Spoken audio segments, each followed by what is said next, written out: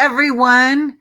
I just have to tell you, I just before we went live, I said to Megan, so many people have graduated since COVID, and that word COVID triggered my mind. I just bought the coolest new masks from Monica Lucas, who's a chiropractor I met through Chiropractors for Trump. And the masks, I can't remember what they say, but they're so cool. I gotta find them just because they're super cool. They basically say false sense of security. Isn't that cool? Yeah. So I'm excited to wear those when I head down to Florida for the Blair conference and for the Women's Mind Body Spirit Boot Camp. So for those of you who are joining us, I'm Dr. Barbara Eaton. In case you forget my name, it's right above my head. Megan, where are you joining us from this evening? I am in Greenville, South Carolina. Greenville, South Carolina. What a beautiful place. I love that place. Especially a new book I'm listening to on Audible is by Trey Gowdy, who is from actually Spartanburg, the Spartanburg area. And so he was a federal prosecutor, and most of you probably know him more so from the James Comey and the Hillary Clinton hearings in the Senate. So at any rate, his book is called Doesn't Hurt to Ask.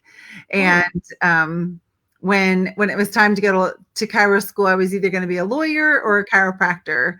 So that little piece of me that still has a fancy of being in a courtroom one day, reading like crazy and just nailing somebody, causes me to really like that book a lot. So at any rate, welcome. In tonight's episode, we're going to talk about overwhelm. So if you're in the audience and you experience or have experienced overwhelm, let me see you raise your hand by like giving a thumbs up or how many of you have experienced overwhelm before? Ding, ding, ding, ding, ding, ding, ding. All right. So Megan, tell us your story. What's going on, and what are the most common things you tell yourself about overwhelm? Well, I just graduated on Saturday, and it's the craziest thing. It's crazy to think that what I've been working for 3.5 years finally happened, and it's a definitely weird but empowering transition. It's terrifying and empowering at the same time. Like, yeah, I'm a doctor, but now it's like, oh, I'm a doctor. Okay, this is it. This is the moment. Okay, like, what do I do now? Kind of thing. And, I put all these things in my head. Like, there's so many chiropractors in Greenville. Why would they come to you versus those other people? And with COVID, how am I going to market to those people? I love to do screenings and there's none available. Like, what do I do? And then it's like, well, now you're not going to get patients. You're not going to make money, blah, blah, blah. And it's just like that ripple effect that goes downhill immediately. We start getting into our thoughts, which Megan was just on the book club with me. And so we learned that our thoughts are really just make-believe. Like, they're all make-believe from a trigger that then sets us off into off on a train from the train station called our mind. So when we look at overwhelm, what is the most common thing you tell yourself about overwhelm? That it's just going to happen. I mean, I definitely do suffer from a lot of anxiety. I'm very hard on myself. Like I was talking about earlier in the book club, if I don't do something that I've planned, then I feel like a failure. And it's just a plethora of things that I put on myself. So the overwhelm comes super easily to me. Okay. And if you're in the audience and you can identify with that, let me know. Like, give me a thumbs up or, oh yeah, that's for sure me. I'm hard on myself. And when things don't go as I thought they were going to, like, ah. So let me ask you this. If you were in the office and all of a sudden, like, who's someone that you just admire so much? Like, I would definitely say probably my mentor that I have right now that I work with. I admire him a lot. He is so hardworking and he just pushes through all the time. And failure is just, it's always just a lesson to him. And I just always wish I could be more like that. It's like, okay, on to the next thing. And I'm just like, I wish I could just be more like that. So we're going to put that into perspective. So you're in the office and he shows up unannounced and says, I'm taking you to lunch. Come on, let's go. Mm-hmm. Would that make you feel overwhelmed? Mm. But it's something that happened that you didn't plan for. Yeah. But I like to eat, so it's okay. So it's not overwhelm isn't there are so many things that are happening. I didn't plan for them. Mm-hmm. Because I just put you in a scenario of somebody great shows up and says, let's go to lunch, Yeah. all things that you like. So then it doesn't feel like overwhelm. It feels like excitement. Brian Dooley, that's probably the guy you were talking about as your mentor, the Dooley. Hey, Brian, thanks for joining us. And Nance, thanks for joining us too. Right. So if we go back then and examine that thought, right, of overwhelm, it's I have so many things to do. Well, what if you have one thing to do? Because really, how many can you do at a time? Mm-hmm. Only one. We do one. It's like, how many places can you be at one time? One. So it's this whole story that we've told ourselves, and overwhelm gives us the license to keep spinning. That's all overwhelm does. And it sounds really good to tell others I've overwhelmed. Mm-hmm. And remember, overwhelm is just a thought. Mm-hmm. Overwhelm is that train. And it's a train that we get on again and again and again. So, a great question to ask ourselves is, what is overwhelm? That's the first question to ask. What is overwhelm? What does that mean to me? What is my personal definition of overwhelm? What's good about it? What's good about being overwhelmed? Are you asking me? Yep. Oh, okay. I think being overwhelmed mean like the good thing is that you have things to be worried about, things that you care about. So that's a good thing to have. Okay. You And you have goals that you want to reach. At least for me, overwhelm is more the feeling of failure or rejection from those things before I actually even do them. Not like how many things I have to do. It's like, well, what if patients don't come in? What if, blah, blah, blah, blah, blah, what if I'm not successful? And I kind of, when you said earlier on the call, we always go for what we think we deserve, not what we want. I mean, that just hit me in the soul. Like the legit soul. What was that? how did that hit you?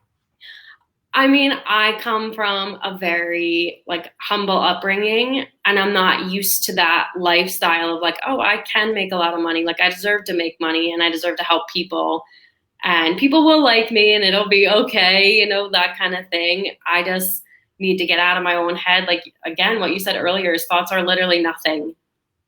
And that's crazy when you think about that. It's funny. You're thinking about thoughts about being nothing, which is kind of like an inception kind of craziness in our head. But I really took that and I was like, the next time I feel overwhelmed, I really need to just tell myself that this is nothing. It's just something that I've created. It's not even real. Like, what am I doing? Kind of thing. They're just like, why am I on this train?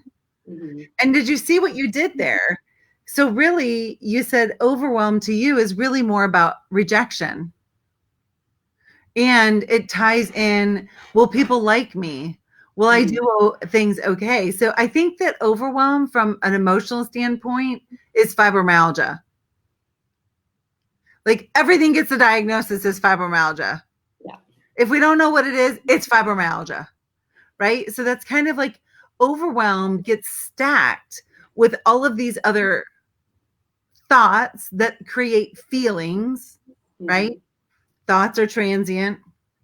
They have no meaning. We see it, We make something of it. We have a feeling. We create a monster. We create a behavior and a survival constraint. So when we go back and evaluate, so what is overwhelm?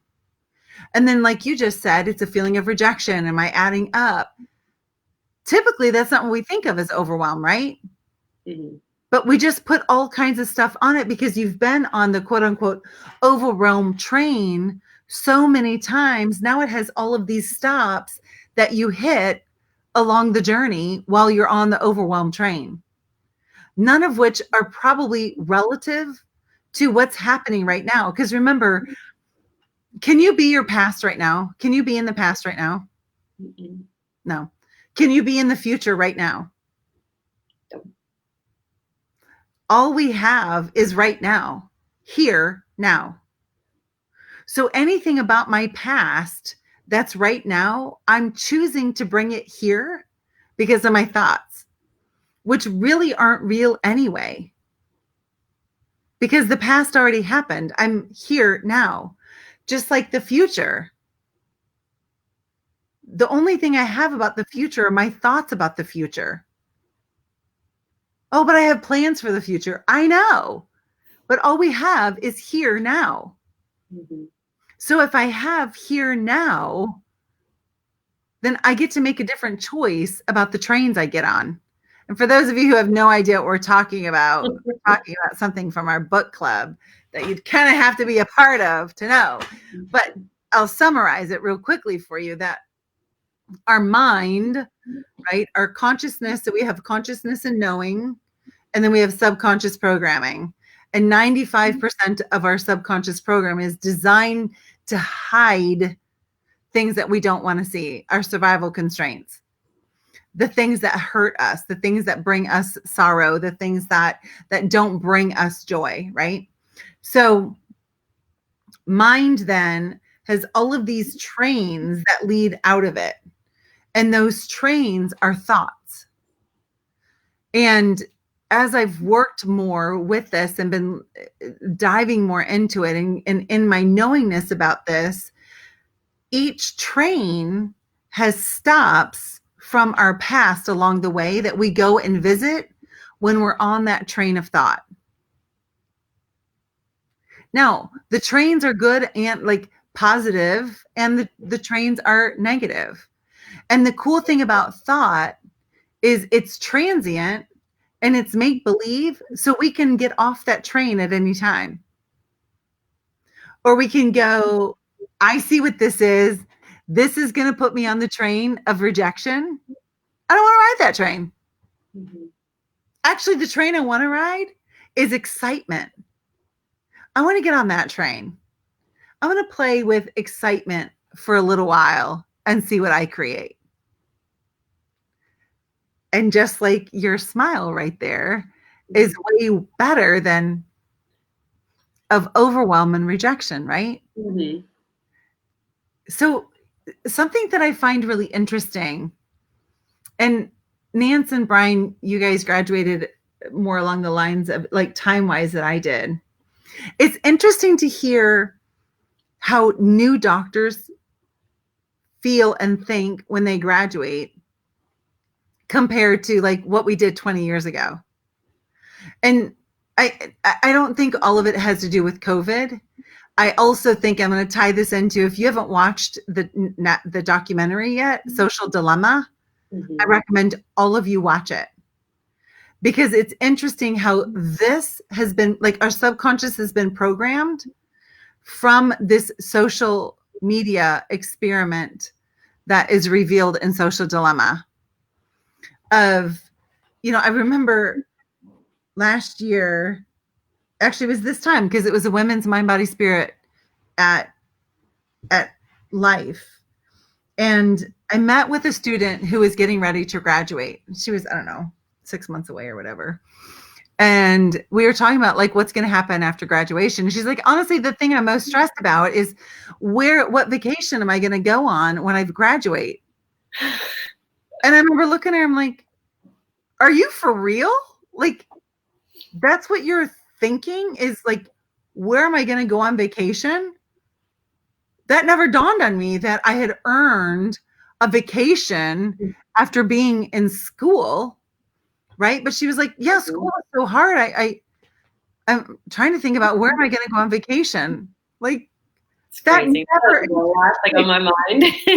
like, what the what? Like, what are you talking about? And I've talked to many students that's their thought. Like, where am I going to go and reward myself from all of this hard work? I'm like, you're going to get in practice. Yeah. Where am I going to go? Your office. That's what you're going to do. But it was interesting again. Of what thoughts do we have? Nancy says, I'm thinking, where is my office going to be when I'm going to open it up, and how am I going to get a loan? Yep. Amazing, right? And yet thoughts are made up depending on the trains that are leaving your train station. It's pretty cool to think about. Like, so, and that's why I'm 100% convinced, not just because I read it, but because I see it, that our reality starts here in our mind. That our mind houses the blueprint that becomes our reality. Our mind has the recipe by which then our thought takes form in reality. So if you want reality to change, it's got to start here, because thought is mind's energy. Thought is the Play-Doh of the universe. Thought gives paint, gives source then to what's in our minds. So one of the most critical things to do regarding overwhelm, regarding starting a practice, starts in here first. And I want to boldly say this. I have yet to meet a new doctor who has ever said to me, Barb, I wish I hadn't prepared so much for opening my practice. In 22 years of coaching chiropractors, I have never heard that. I wish I hadn't prepared. Like, dang it, I have so much regret that I had everything ready to go when I graduated. No one has said that. Mm-hmm.